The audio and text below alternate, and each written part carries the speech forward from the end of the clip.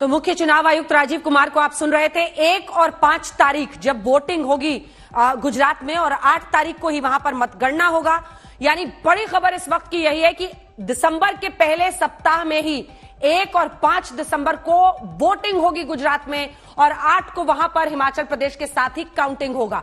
72 दिनों का गैप है ये समझाते हुए, क्योंकि 18 फरवरी तक मौजूदा सरकार गुजरात में है। जब यह प्रश्न किया गया राजीव कुमार से, मुख्य चुनाव आयुक्त से, कि आपने क्या मौजूदा सरकार को फायदा पहुंचाने की कोशिश की है, तब उन्होंने इसकी व्याख्या अलग अलग वजहों से की और उन्होंने यह बताने की कोशिश की कि ये जो गैप है वो ये बताता है कि लंबी अवधि अभी भी है, यानी बहुत करीब हमने नहीं किया है। जबकि वही अगर आप हिमाचल प्रदेश को देखें तो वहां पर सरकार पहले ही खत्म हो जा रही है, इसलिए वहां पर अनाउंसमेंट पहले कर दी गई और दूसरी तरफ गुजरात में उसके बाद की गई।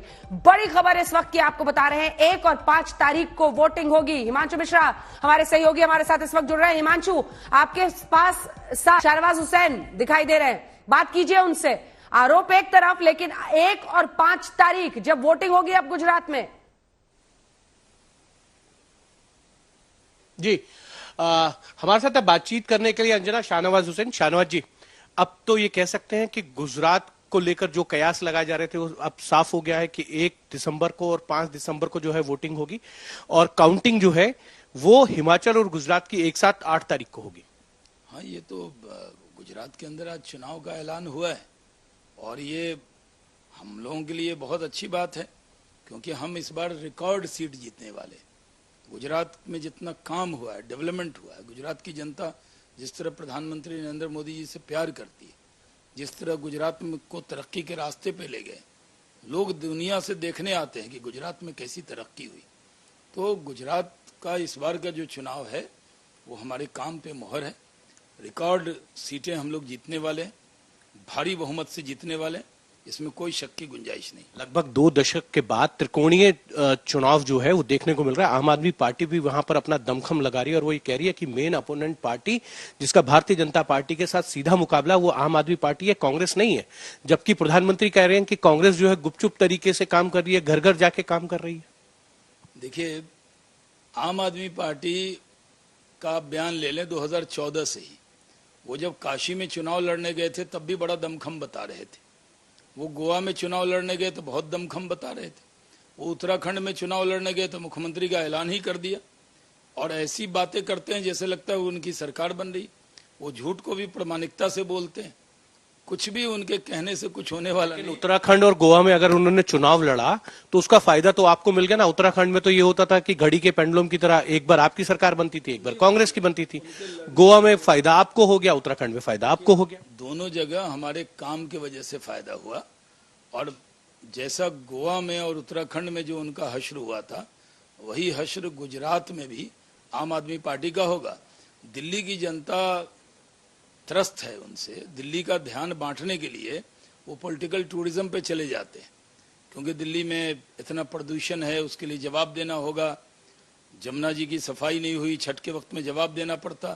तो ये जानबूझ के विषय बदलते हैं। ये चुनाव में कहीं भी जाएं, हिमाचल जाएं या गुजरात जाएं, कोई हमें फर्क नहीं पड़ता।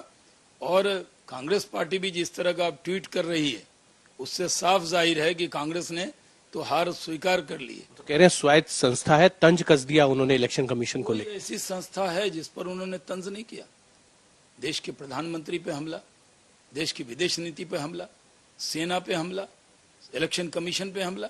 जब जीत जाएं तो हमारे यहाँ बिहार में कहावत है, मीठा मीठा गप गप, तीता तीता थू थू।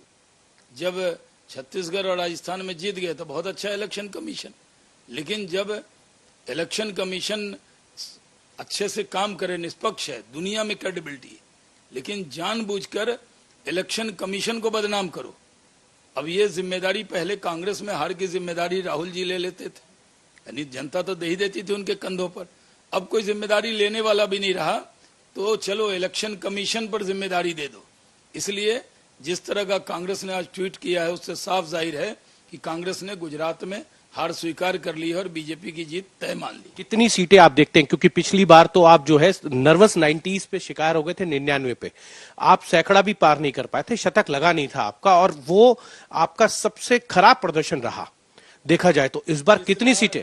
इस बार सबसे अच्छा प्रदर्शन कितना सर, नंबर्स में बता दीजिए ना। नंबर तो जनता तय करती है, लेकिन हम लोग अनुमान तो होगा आपका। यही से ज्यादा सीट से जीतेंगे। गुजरात की जनता का आशीर्वाद मिलेगा। हम लोगों ने देखा है कि गुजरात में किस तरह भारतीय जनता पार्टी से लोग प्यार करते हैं, आपने भी देखा है। तो वहां अपार बहुमत से भारतीय जनता पार्टी जीतेगी।